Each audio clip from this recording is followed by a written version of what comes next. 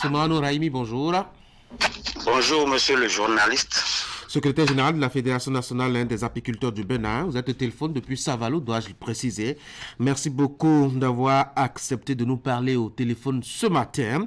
Vous êtes dans la production du miel, faut-il dire, depuis une vingtaine d'années. Et lors de nos échanges ce week-end, par rapport à votre métier, vous aviez crié que la profession d'apiculteur vit un grave danger actuellement qui pourrait avoir de graves conséquences sur la santé publique. Il s'agit du vandalisme sur vos installations.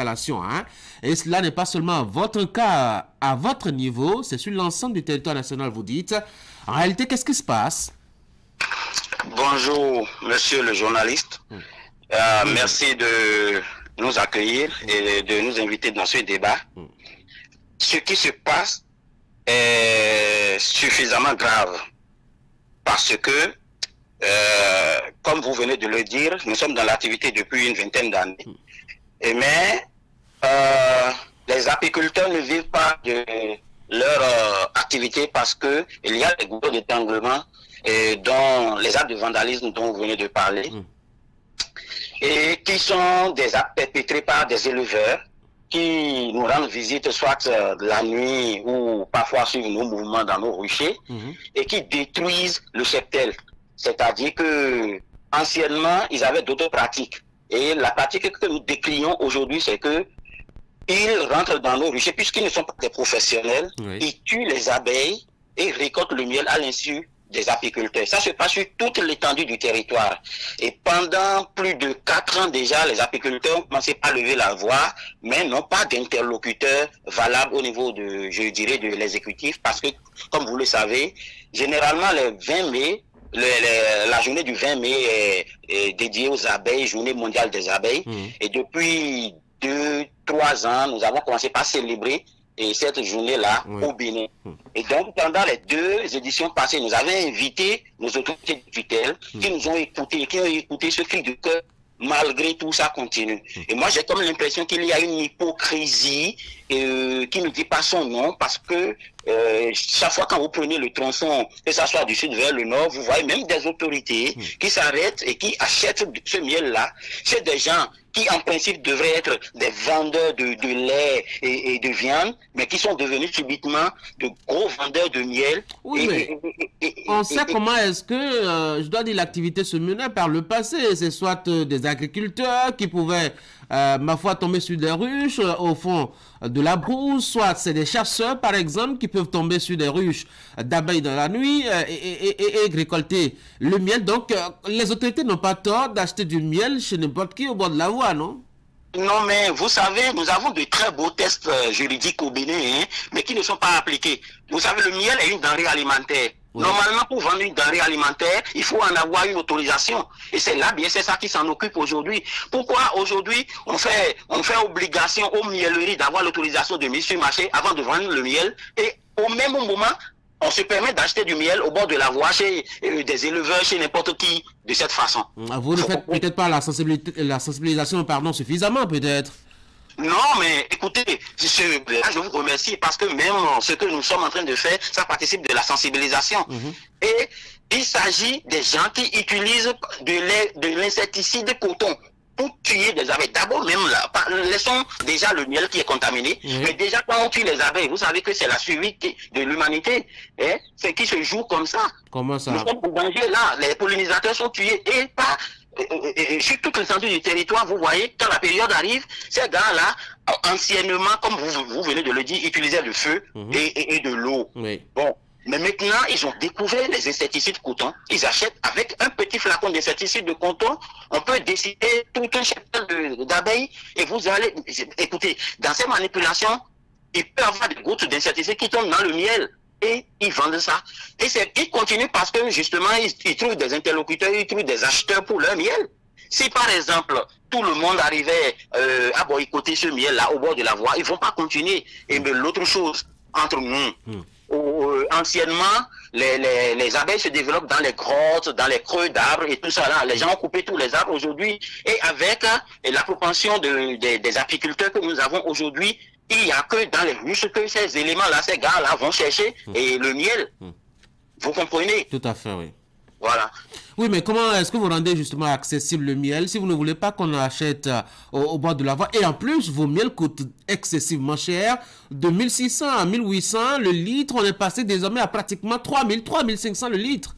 Non, le miel coûte aujourd'hui en moyenne pas de miel sur le vrai marché de la laiterie, sur le vrai marché de l'écoutez. Même à 4000, le miel n'est pas encore rentable. Monsieur Rahimi, on a quelques soucis à vous entendre. Visiblement, le réseau qui déconne. Je reprends ma toute dernière question. Est-ce que votre miel n'est pas suffisamment cher aujourd'hui pour décourager ceux qui ont envie d'en consommer? Non, le miel n'est pas cher. Mais écoutez, le miel n'est pas cher. Le prix du miel au Bénin aujourd'hui, c'est quand même moins cher de la sous-région. Le miel à côté coûte 5 000 le litre. Et chez nous, en moyenne, pour un effort de 104 000 le miel, c'est pas cher. Et quand vous faites un coût d'exploitation sur les ruches posées, pour prendre le miel à 4 000, c'est pas encore rentable. Bon, toujours cette difficulté, en tout cas, à entendre clairement notre interlocuteur ce matin. Peut-être que je vais essayer à nouveau de le rejoindre. Le temps, peut-être qu'il se repositionne pour qu'on ait, en tout cas, une communication assez claire pour bien percevoir, je dois dire, le message qu'il nous passe ce matin. Je rappelle que nous avons au téléphone, faut-il préciser, Soumanou Rahimi, qui est secrétaire général de la Fédération nationale des apiculteurs du Bénin. Il est au téléphone depuis Savalou. J'ai essayé de le relancer à nouveau, monsieur Rahimi. Est-ce que vous m'entendez maintenant?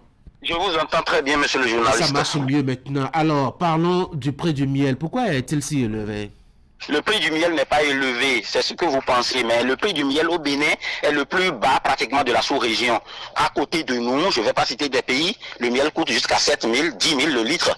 Et chez nous, c'est une moyenne de 3 500, 4 000 le litre. C'est pas cher. Mais c'est pas accessible, c'est pas accessible au consommateur moyen. Vous voyez déjà que pour une mesure de garé qui coûte 250-300 francs CFA par exemple, il y a beaucoup de gens qui crient. Si on crie déjà pour la mesure de maïs qui est à 400 francs CFA, vous n'attendez pas deux citoyens lambda modestes d'aller acheter du miel, le litre à 3 500, 4 000 francs CFA.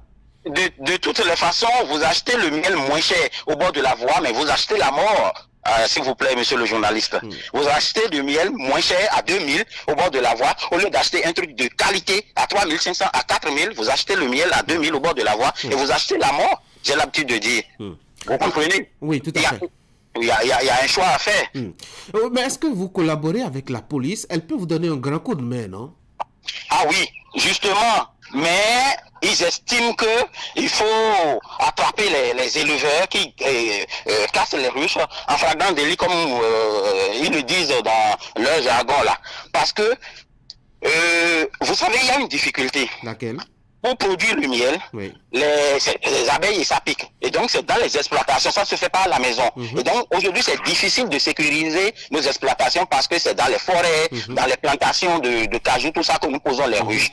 Ça va être difficile de clôturer pour le paysan moyen, de mettre dans un système de surveillance. Vous comprenez? Tout à fait. Et donc, les éléments suivent. C'est ces éléments-là qui vandalisent nos rues. Ils suivent les mouvements des apiculteurs. Soit c'est la nuit, ou soit c'est quand tu n'es pas là qu'il est allé pour casser tes ruches et récolter le miel. Maintenant, dans ces conditions, tu fais juste une plainte. Moi, on a fait des plaintes partout. J'avoue que lorsque parfois on arrive à mettre la main sur des éleveurs qui cassent nos ruches, par exemple, la police fait son travail.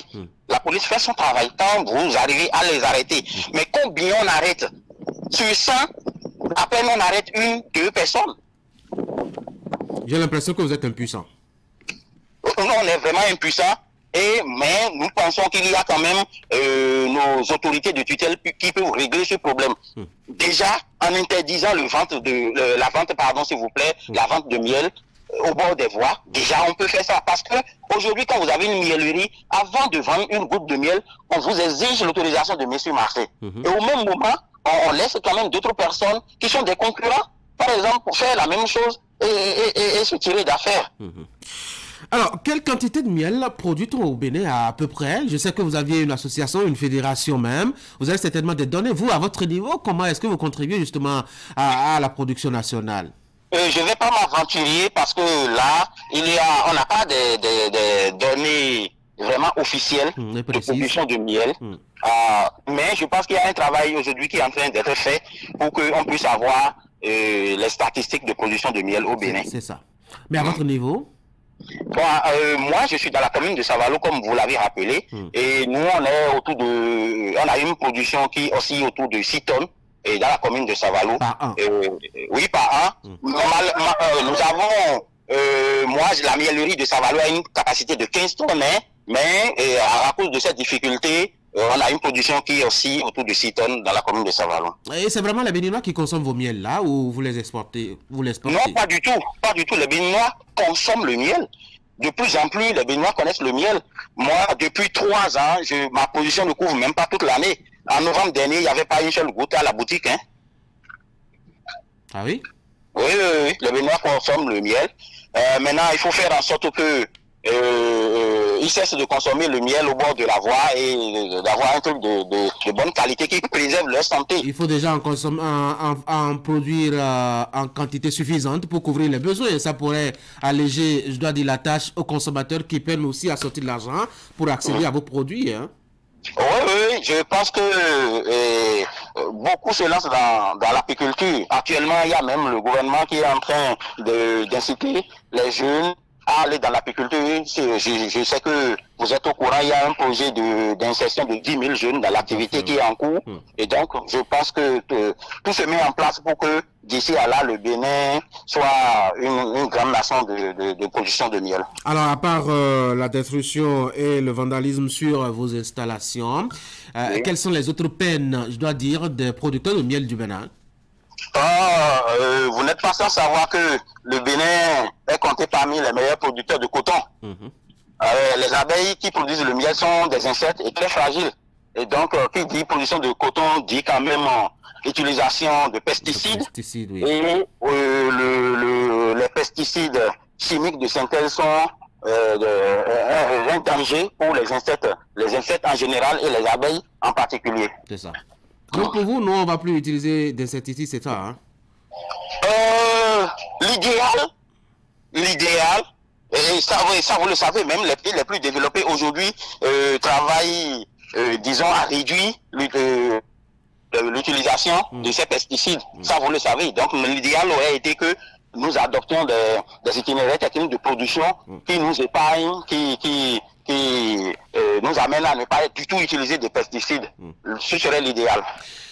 Quel est l'avenir de cette profession? Je sais que l'État s'intéresse beaucoup à ce secteur. D'ailleurs, vous l'aviez souligné avec ce projet intéressant à l'endroit des jeunes. Mais peut-on vraiment vivre de cette pratique, de ce job-là, de ce travail au quotidien, M. Raimi? Après 20 ans dans cette activité, je peux vous affirmer que oui, on peut bien vivre de cette activité. Moi, excusez-moi, moi qui vous parle, je suis à la base sociologue de formation. Bon, je vous apprends que je viens d'ailleurs de soutenir ma thèse en socio-anthropologie de la santé. Félicitations, oui. Merci, monsieur le journaliste. Mais l'apiculture me procure 80% de mes revenus. Et donc, je pense qu'on peut bien vivre de cette activité. Monsieur Raimi, un mot pour finir rapidement.